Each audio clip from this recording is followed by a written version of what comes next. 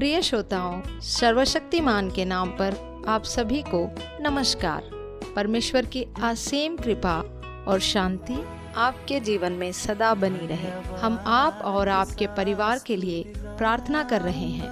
हम स्वागत करते हैं हमारा हर पुरुष एक महान भौमिक कार्यक्रम में। यह प्रसारण आपके जीवन में आशीर्वाद और प्रेरणा दे। हमारे साथ जुड़े रहें और इस कार्यक्रम का लाभ उठाएं। योग्यता से बढ़ के दिया है अपनी दया से तूने मुझे, योग्यता से बढ़ के दिया है अपनी दया से तूने मुझे, मांगने से ज्यादा मिला मुझे, आभारी हूँ प्रभु में, मांगने से ज्यादा मिला मुझे, आभारी हूँ प्रभु में, धन्यवाद के साथ स्तुति गाऊंगा। ये कहानी एक ऐसे व्यक्ति की है जिसने जीवन की हर बड़ी गलती की। शराब, नशा, असफल शादियां, टूटते हुए पारिवारिक रिश्ते और अकेलापन। विनय का जीवन धीरे धीरे अंधेरे में डूबता चला गया और अक्सर परिवार, खासकर उसके बच्चे, उससे दूर होते चले गए। लेकिन जब सब कुछ टूटने की कगार पर था, तब उसने एक सच्चे दिल से परमेश्वर को पुकारा और यहीं से उसके जीवन में बदलाव की एक नई शुरुआत हुई।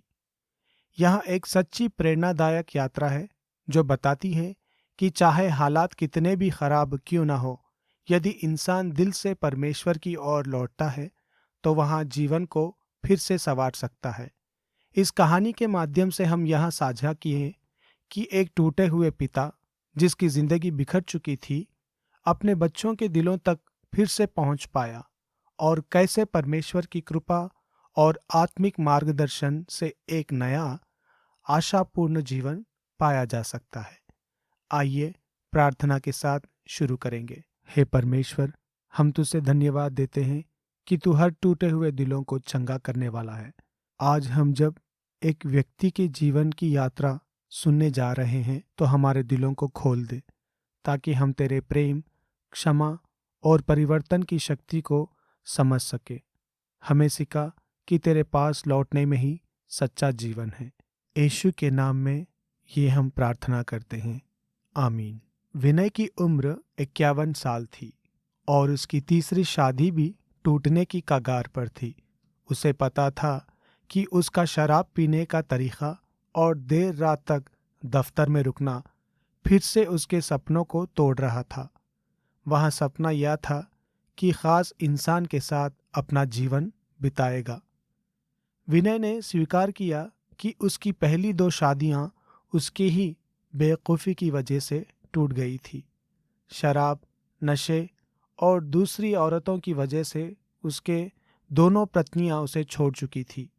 उसके 4 बच्चे थे, लेकिन वे उससे ना तो बात करते थे और ना ही कभी फ़ोन करते थे। एक रात विनय ने घर लौटते समय शराब खाने जाने का इरादा छोड़ दिया और अपने दिल में चुपचाप प्रार्थना की, हे परमेश्वर, क्या तू मेरी मदद कर सकता है? आप सुन रहे हैं हर पुरुष एक महान भौमिक कार्यक्रम। मैं आपका मेज़बान अजीज़ के साथ। थोड़ी ही देर में विनय की कहानी पर अगला हिस्सा आएगा। आज के कार्यक्रम का नाम है बच्चों के दिलों को उनके पिताओं की ओर मोड़ना। यह ऐसे कदमों को बात करता है जिसने आप अपने बच्चों के साथ टूटे रिश्तों को फिर से जोड़ सकते हैं। हमारी कहानी में विनय का जीवन बिखर चुका था। उसे पता था कि उसके ही गलत फैसलों ने उसकी यहाँ हालत की है और उसके अपने बच्चों से संबंध टूट चुका है। फिर कुछ ऐसा हुआ जो उसने सोचा नहीं था। एक रात घर लौटते समय उसने शराब ना पीने का फैसला किया और मन ही मन में प्रार्थना की, हे परमेश्वर, क्या तू मेरी मदद करेगा? यह उसे नहीं पता था कि उससे उसी समय मौजूदा पत्नी कीर्ति ने भी प्रार्थना करना शुरू कर दिया था। कीर्ति एक मसीही परिवार में पली बड़ी थी, लेकिन अपनी पहली शादी के दर्द और जीवन की निराशाओं के कारण वह लंबे समय से प्रार्थना नहीं कर रही थी। कीर्ति को भी एहसास हो चुका था कि उसकी शादी भी अब टूटने के कगार पर है। उसी रात परमेश्वर की उद्देश्य योजना के तहत विनय और कीर्ति ने फैसला किया कि उन्हें मदद चाहिए और उन्हें चर्च यानी गिरजाघर जाने का निर्णय लिया। अगले रविवार की सुबह वे दोनों एक नज़दीकी चर्च में घबराते हुए पहुंचे। चर्च में किसी ने दरवाजे पर उनका स्वागत किया, जिससे वह हैरान रह गए। वहां लंबे बेंच नहीं थे, बल्कि आरामदायक कुर्सियां थीं। गीत गाना जोशीला था और लोग मुस्कुरा रहे थे, जैसे कि वे सच में वहां आना चाहते हो। विनय के लिए यहाँ एक नया अनुभव था। अगले कुछ हफ्तों में विनय और कीर्ति ने चर्च जाना अपनी नियमित आदत बना ली। अब वे हर रविवार उत्साह से चर्च जाते थे। फिर एक रविवार को घोषणा हुई कि पुरुषों का एक समूह एक स्टेडियम में एक बेहतर पुरुष कैसे बने नामक सम्मेलन में जा रहे हैं। विनय को यहाँ विचार अच्छा लगा। उसे पता था कि उसे बदलने की जरूरत है और बेहतर पुरुष बनना सही दिशा हो सकती है। उसने नाम लिखा और कहने लगा। सम्मेलन की पहली रात एक व्यक्ति मंच पर एक बड़ी लकड़ी का लट्टू लेकर आया। उसने अपने जीवन की टूटी हुई कहानी सुनाई और धीरे धीरे एक सलीब यानी क्रॉस बनाया। जब वह कुल्हाड़ी चला रहा था, उसने बताया कि कैसे यीशु नामक व्यक्ति की मृत्यु ऐसे ही एक सलीब पर हुई। तब उसके जीवन को वो बदल दी गई।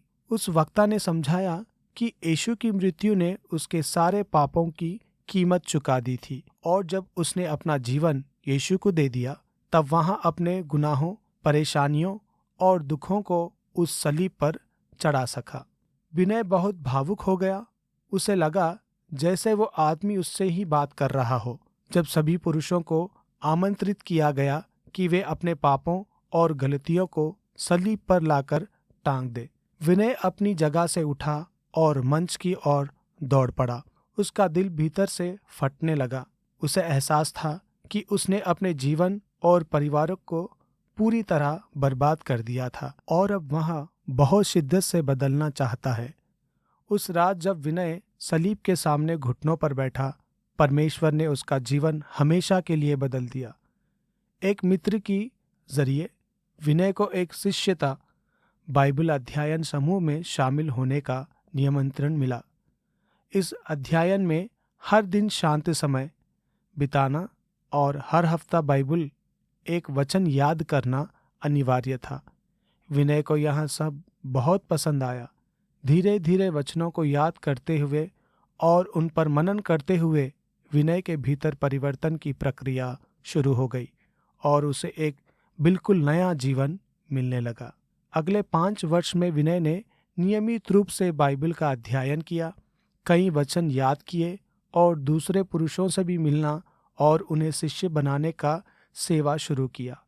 उसकी पत्नी कीर्ति ने भी स्त्रियों के बाइबल अध्ययन समूह में भाग लेना शुरू किया और वहां भी आत्मिक रूप से बढ़ रही थी। अब विनय और कीर्ति ने अपना जीवन एक ही उद्देश्य के लिए जीना शुरू किया, यीशु से प्रेम करना और उस प्रेम को दूसरों तक पहुंचाना। इस आत्मिक वृद्धि के समय में विनय ने अपने बच्चों के लिए प्रार्थना करना शुरू किया। वह परमेश्वर से विनती करता कि उसने जो दर्द अपने बच्चों को दिया उसे क्षमा कर दिया जाए और उनके दिलों में जो जख्म छोड़े थे उन्हें परमेश्वर भर दे। वह परमेश्वर से एक रास्ता मांगता था कि वह कैसे अपने बच्चों का दिल फिर से जीत सके। उसके बाद आने वाले क्रिसमस पर विनय ने अपने हर बच्चों को एक तोहफा भेजा और उनके लिए एक पत्र लिखा जिसमें उसने बताया कि परमेश्वर ने उसके जीवन में क्या किया है। हर पत्र के अंत में विनय ने उनसे माफ़ी मांगी और बताया कि वह उनसे कितना प्रेम करता है। विनय और कीर्ति दोनों ने प्रार्थना की कि परमेश्वर उनके बच्चों के दिलों से बात करे। परमेश्वर ने काम करना शुरू कर दिया। क्रिसमस के दिन उसकी बेटी किरण ने फ़ोन किया। उसने विनय को तोहफे के लिए धन्यवाद दिया क्योंकि बहुत समय से बात नहीं हुई थी। विनय ने उससे उसके जीवन के बारे में पूछा। उसके पिता ने उसका हाल पूछा। किरण के लिए हैरानी की बात थी, क्योंकि पहले कभी भी ऐसा नहीं हुआ था। बातचीत थोड़ी असहज थी, लेकिन उन्होंने 7 मिनट तक बात की। यहाँ एक अच्छी शुरुआत थी। लगभग एक हफ्ते बाद विनय ने फिर से किरण को फोन किया और दोपहर के भोजन के लिए आमंत्रित किया। किरण थोड़ी झिझकती थी। उसने सोचा कि अगर वहाँ थोड़े समय के लिए इस आदमी को सहन कर सके तो कोई बात नहीं। और फिर उसने भी यह ध्यान दिया कि विनय ने उसे उनका पसंदीदा रेस्टोरेंट चुनने की छूट दी थी। वहाँ कॉलेज की छात्र थी और ज़्यादा बाहर खाना अफोर्ड नहीं कर सकती थी। उसने तय किया कि अगर उसका पिता अब भी पहले जैसा ही है तो कम से कम अच्छा खाना तो मिलेगा। वहाँ अपने कॉलेज के पास वाले पिज़्ज़ा रेस्टोरेंट में मिलने के लिए तैयार हो गई। विनय जब एक दिन शांत समय में बैठा था, तब परमेश्वर ने उससे नीति वचन 28 और 13 के माध्यम से बात की। जो अपने पापों की छुपाता है वहाँ सफल नहीं होता, परंतु जो उन्हें मानता है और त्याग करता है वहाँ दया पाता है। विनय को एहसास हुआ कि उसे किरण से साफ साफ माफ़ी मांगनी चाहिए कि उसने उसे, उसके भाइयों को और उनकी माँ को जिस तरह छोड़ा था। उसके लिए उसने परमेश्वर से प्रार्थना की कि सही समय पर वहाँ बातचीत कर सकेगा। जब वे मिले तो किरण थोड़ी तनाव में थी। जब वह एक बेंच वाली सीट पर आमने सामने बैठे थे तो किरण ने महसूस किया कि उसके पिता में कुछ तो बदलाव आया है। उसे याद नहीं था कि उसने अपने पिता को कभी मुस्कुराते हुए देखा था, लेकिन अब उनके चेहरे से कठोरता गायब थी। विनय ने बातचीत की शुरुआत एक सवाल के साथ की। किरण, क्या तुम मुझे अपने बारे में कुछ बता सकोगी या कुछ बताना चाहोगी? उसके आश्चर्य के लिए विनय ने बड़े ध्यान से उसकी बात सुनी। उसने यहाँ तक पूछा कि क्या वह किसी तरह उसकी मदद कर सकता है। किरण ने जल्दी से मना कर दिया, क्योंकि वह अब भी इस बात को लेकर स्पष्ट नहीं थी कि क्या आदमी उसके लिए अब क्या मायने रखता है। उनकी मुलाकात 1 घंटे में खत्म हुई। विनय ने कहा, मुझे मिलने का मौका देने के लिए धन्यवाद। मुझे तुम्हारे साथ समय बिताना बहुत अच्छा लगा। जब किरण अपनी गाड़ी में बैठी, विनय ने हाथ हिलाकर उसे विदा किया। जैसे ही माँ चली गई, विनय ने परमेश्वर को धन्यवाद दिया कि यह समय अच्छा रहा। विनय ने 1 और महीना प्रतीक्षा की। फिर उसने किरण को दोबारा दोपहर के भोजन करने के लिए बुलाया। यहाँ भेंट भी अच्छी रही और इस बार किरण अपने पिता के साथ थोड़ी सहज लग रही थी। अब यहाँ दोपहर के भोजन की भेंट नियमित हो गई थी। हर 2-3 सप्ताह में विनय उसे दूरभाष करता और भोजन का निमंत्रण देता। विनय अधिकांश समय बातचीत किरण के बारे में ही करता, जिससे वहाँ अपनी पुत्री को वास्तव में जानने लगा, जैसे वहाँ पहले कभी ठीक से समझ नहीं पाया था। किरण के मन का बोझ धीरे धीरे हल्का होने लगा और अब उसे अपने पिता के साथ समय बिताना अच्छा लगने लगा। उनकी चौथी भेंट के समय किरण ने अचानक भावुक होकर पूछ लिया, आप बार बार मुझे क्यों बुलाते हैं? पहले तो कभी परवाह नहीं की। यही वह क्षण था जिसका विनय प्रार्थना में लंबे समय से इंतजार कर रहा था। कुछ क्षणों की चुपी रही। विनय ने अपनी पुत्री की दुखी आंखों में देखा, गला साफ किया, मन ही मन में प्रार्थना की और कहा, किरण, मैंने इन वर्षों में एक अत्यंत बुरा पिता होने का कार्य किया है। मैंने तुम्हें, तुम्हारे भाइयों को और तुम्हारी माता को बहुत कष्ट पहुंचाया। जो कुछ भी हुआ उसमें तुम्हारी कोई भूल नहीं थी। अब जब परमेश्वर मेरे जीवन में है तो वे मुझे एक नया मनुष्य बना रहे हैं। मुझे बहुत खेद है कि मैंने तुम्हें दुखी किया। अब मैं तुम्हारा वहाँ पिता बनना चाहता हूँ जैसा तुम्हारे सदैव मिलना चाहिए था। किरण की आंखों में आंसू भर आए। उसने सिर झुका लिया और रोने लगी।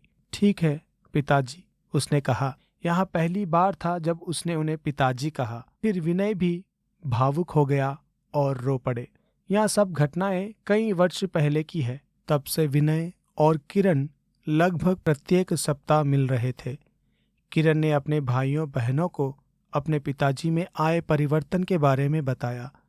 परमेश्वर ने हर एक के मन में अपने पिताजी को फिर से जानने की इच्छा भर दी, जो उनके भय से अधिक बलवान सिद्ध हुई। एक एक करके शेष तीनों बच्चों ने भी विनय का भोजन का निमंत्रण स्वीकार किया और संबंधों को पुनः जोड़ने की प्रक्रिया आरंभ हुई। विनय ने इस पूरे समय अत्यधिक बुद्धिमत्ता दिखाई। उसने कभी किसी को उपदेश नहीं दिया, बस अपने बच्चों को जैसे वैसे ही स्वीकार किया और प्रेम किया। मसीह के बिना उसके बच्चे भी अपने जीवन की पीड़ा को उसी प्रकार झेल रहे थे जैसा उन्होंने बचपन में अपने पिता को करते हुए देखा था, नशे या अनुचित संबंधों के माध्यम से। विनय और कीर्ति निरंतर प्रार्थना करते रहे। उसके बाद का क्रिसमस अत्यंत विशेष था। सभी चारों बच्चे एक साथ पारिवारिक भोजन के लिए आए। जब भोजन पर धन्यवाद देने की बारी आई तो विनय और कीर्ति दोनों ने अपने हाथ आगे बढ़ाए। यहाँ पहली बार था जब पूरे परिवार ने एक साथ हाथ पकड़कर परमेश्वर से प्रार्थना की। समय के साथ यहाँ एक पारिवारिक परंपरा बन गई और वर्ष बाद जब भी विनय अपनी पुत्रों के साथ भोजन करते हैं, वे प्रार्थना से आरंभ करते हैं। परमेश्वर को भोजन के लिए धन्यवाद देते हुए, विशेष रूप से अपने बच्चों के लिए प्रार्थना करते हुए, किरण सदैव प्रार्थना के समय अपने पिता का हाथ पकड़ती है। वर्ष में इस प्रकार के पुनर्स्थापन की प्रक्रिया से कई पिताओं ने अपने बच्चों को पुनः प्राप्त कर लिया है, परंतु बहुतों ने नहीं किया। उनमें से अधिकांश अब भी पुराने कठोर व्यवहार को अपनाए हुए हैं या उन कारणों की मरम्मत नहीं करना चाहते हैं। उनके बच्चे उनसे दूर हुए। विनय इसलिए सफल रहे क्योंकि उन्होंने अपने नए विश्वास को अपने बच्चों पर थोपने का प्रयास नहीं किया, बल्कि उन्होंने वैसे ही अपनाया और प्रेम किया जैसे वह है। यीशु ने भी यही किया था। जब लोग उनके पास आते तो वो कभी निंदा अनुभव नहीं करते थे। जब आप अपने किसी बच्चों को आहत करें तो जाकर क्षमा मांगे।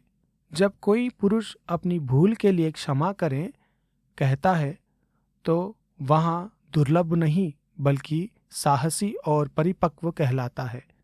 हमारी इस कथा में या हमारी इस कहानी में जहाँ विनय ने अपने बच्चों के साथ संबंध पुनः स्थापित किया है, उन्होंने अपनी भूल को भुलाकर स्वीकार किया, परंतु कभी उनके दोष नहीं गिनाए। विनय जानते थे कि उनके बच्चों का व्यवहार उन्हीं घावों का परिणाम था जो उन्होंने स्वयं दिए थे। वे यह भी जानते थे कि उनके जीवन की सबसे बड़ी आवश्यकता मसीह के प्रेम को जानना है। इसीलिए उन्होंने किसी छोटे विषय को इतना बड़ा नहीं बना दिया कि वहाँ उनके लिए रुकावट हो या रुकावट बन जाए। मसीह के प्रति संदेह करने लगे। विनय की सफलता का एक और कारण यह था कि उन्होंने नम्रता और कृपा को अपनाया। याकूब की किताब 4 और 6 में लिखा है, परमेश्वर घमंडियों का विरोध करता है और नम्रों को अनुग्रह देता है। नम्रता का अर्थ है अपनी कमियों को पहचानना और कृपा का अर्थ है बिना पात्र के दूसरों का प्रेम करना और करुणा और समझ देना। जब किसी में नम्रता और कृपा का भाव होता है तो वही चंगाई और मेल मिलाप का मार्ग बनता है। उसके पश्चात विनय ने अपने बच्चों की ओर इसलिए हाथ बढ़ाया क्योंकि उन्हें ज्ञात था कि उनके मन में उनके प्रति कुछ कटुता है। मत्ती 5:23-24 में लिखा है, इसलिए यदि तू वेदी पर अपना उपहार चढ़ा रहा है और वहीं तुझे समर्पण हो कि तेरे भाई को तुझसे कुछ शिकायत है, तो तू अपना उपहार वहीं वेदी के सामने छोड़ दे और पहले जाकर अपने भाई से मेल कर, तब आकर अपना उपहार चढ़ा। विनय ने नम्रता और सच्चाई के साथ अपने बच्चों से संपर्क किया। ये 2 ऐसे गुण हैं जो किसी भी टूटे संबंध को फिर से जोड़ने में आवश्यक होते हैं। एक अन्य बात, विनय ने अपने बच्चों के साथ संबंध सुधारने के लिए परमेश्वर के प्रेम और दया को दर्शाया। यूहन्ना 13 और 34 में यीशु कहते हैं, मैं तुम्हें एक नया आज्ञा देता हूँ कि तुम एक दूसरे से प्रेम रखो। जैसे मैंने तुमसे प्रेम किया है वैसे ही तुम भी एक दूसरे से प्रेम रखो। विनय नहीं जानते थे कि जब वे अपने बच्चों से संपर्क करेंगे तो परिणाम क्या होगा, परंतु उन्होंने बिना शर्त प्रेम दिखाया, वही प्रेम जो यीशु ने हमें दिखाया। और यहाँ प्रेम इतना प्रभावशाली सिद्ध हुआ कि उसने सबसे गहरे घावों को भी भर दिया। और अंत में हमने देखा कि विनय ने पूरे धैर्य और निष्ठा के साथ इस प्रक्रिया को अपनाया। गलतियों की किताब 6 और 9 में लिखा है, अच्छा करते हुए थको मत, क्योंकि यदि हम ढीले ना हो तो ठीक समय पर फल पाएंगे। विनय की यह यात्रा समय लेने वाली थी और आपकी यात्रा भी होगी। परमेश्वर से प्रार्थना करें कि वे आपके हृदय को बदल रहे हैं, आपके आत्मविश्वास को दृढ़ करें और आपको वह धैर्य जो आपके बच्चों के साथ विश्वास दोबारा स्थापित करने के लिए आवश्यक है। परमेश्वर का वचन यह वादा नहीं करता कि प्रत्येक संबंध पुनः जुड़ जाए, परंतु यह आवश्यक कहता है कि हमें यथासंभव प्रयास करना चाहिए। रोमियो की किताब 12 और 18 में लिखा है, यदि हो सके तो जहाँ तक तुम्हारे बस में है सब लोगों के साथ मेल से रहो। अंत में हमें यह स्मरण रहे कि यह सब हम पवित्र आत्मा की सामर्थ्य से ही कर सकते हैं। इसी कारण यीशु यूहन्ना 15 और 5 में कहते हैं, मैं दाखलता हूँ, तुम शाखाएं हो। जो मुझ में बना रहता है और मैं उसमें, वही बहुत फल लाता है, क्योंकि मुझसे अलग होकर तुम कुछ भी नहीं कर सकते। मसीह से जुड़े रहना अत्यंत आवश्यक है। यदि यह प्रक्रिया उनके बिना की जाती है तो जीवन में कोई सच्चा परिवर्तन नहीं आएगा। आपने आज जो सब सुना उसे दोबारा सुनना, शास्त्र वचनों पर मनन करें और पवित्र आत्मा से मार्गदर्शन मांगे, ताकि आप अपने टूटे हुए संबंधों को फिर से जोड़ सके। आज हम इस समीक्षा के साथ समाप्त करते हैं।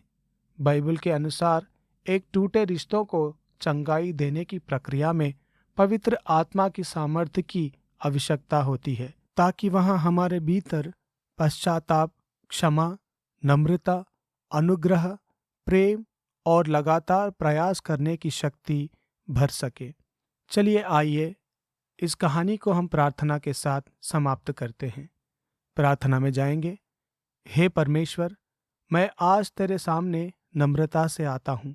तू जानता है कि मैंने अपने जीवन में किन किन लोगों को दुख पहुँचाया है, विशेषकर अपने परिवार के लोगों को। हे प्रभु, मुझे अपनी भूलों की सच्ची समझ दे और वहाँ साहस दे कि मैं अपनी भूलों को स्वीकार कर सकूं। मुझे वहाँ प्रेम दे जो भी बिना शर्त हो, वैसे ही प्रेम जैसे तूने मुझे किया है। हे परमेश्वर, जैसे तूने विनय के जीवन को बदला, वैसे ही मेरे जीवन में भी परिवर्तन ला। मुझे एक अच्छा पिता, एक अच्छा दयालु पति और एक सच्चा मसीही बनने की सामर्थ्य दे। तू मेरे बच्चों के दिलों को भी स्पर्श कर, ताकि वे मेरे हृदय में आए परिवर्तन को देख सकें और हमारे रिश्ते फिर से जुड़ सके। मैं अपने पूरे परिवार के लिए तेरी कृपा और शांति की प्रार्थना करता हूँ। हमारे बीच तेरी उपस्थिति बनी रहे। मुझे और मेरे परिवार को मसीह यीशु के प्रेम में जोड़ दे। यीशु मसीह के नाम में ये प्रार्थना करता हूँ, आमीन। आज के विषय की पूरी जानकारी आप लानी बर्जर की शिष्यता कार्यक्रम में पा सकते हैं, जो कि everymanawarior.com पर उपलब्ध है। अब तक आपने सुना हर पुरुष एक महान भौमिक कार्यक्रम, जो कि ट्रांसवर्ल्ड रेडियो का एक भाग है। मैं आपका मेजबान अजीज। और आप इस कार्यक्रम को फिर से सुनना चाहते हैं या शिष्यता के बारे में अधिक जानना चाहते हैं, तो यहाँ समझना चाहते हैं कि परमेश्वर ने आपको किस मकसद के लिए रचा है, तो आज ही हमें संपर्क करें everymanglobal.com पर। धन्यवाद।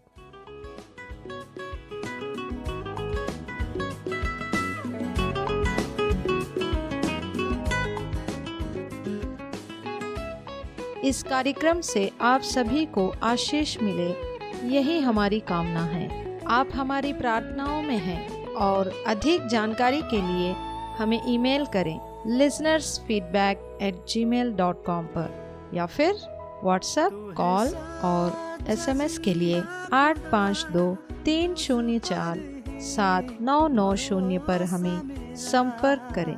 हमारे साथ जुड़ने के लिए आप सभी को धन्यवाद।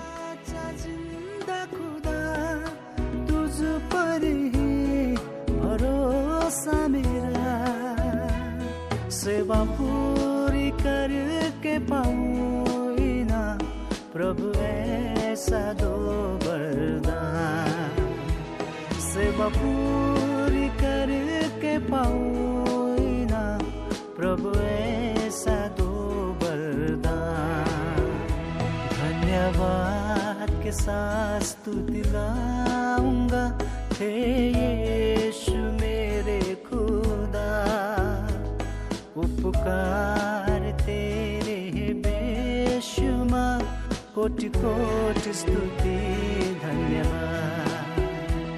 योग्यता से बढ़ के दिया है अपनी दया से तूने मुझे, योग्यता से बढ़ के दिया है अपनी दया से तूने मुझे, मांगने से ज्यादा मिला मुझे, आभारी हूँ प्रभु मैं, मांगने से ज्यादा मिला मुझे, आभारी हूँ प्रभु मैं। धन्यवाद के साथ स्तुति गाऊंगा, हे यीशु मेरे खुदा।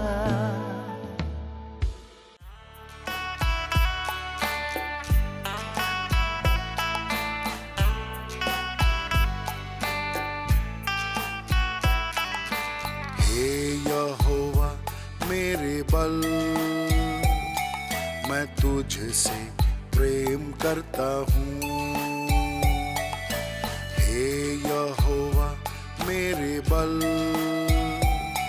मैं तुझसे प्रेम करता हूँ। तू है मेरी चट्टान, मैं तेरी शरण लेता हूँ।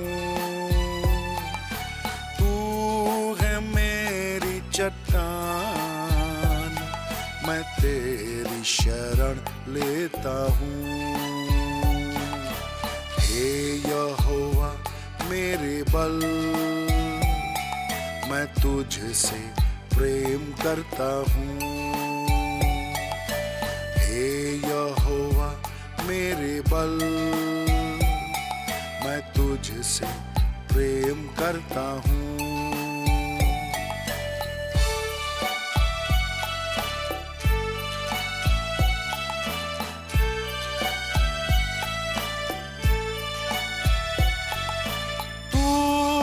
स्तुति के योग्य मैं तुझको पुकारता हूँ।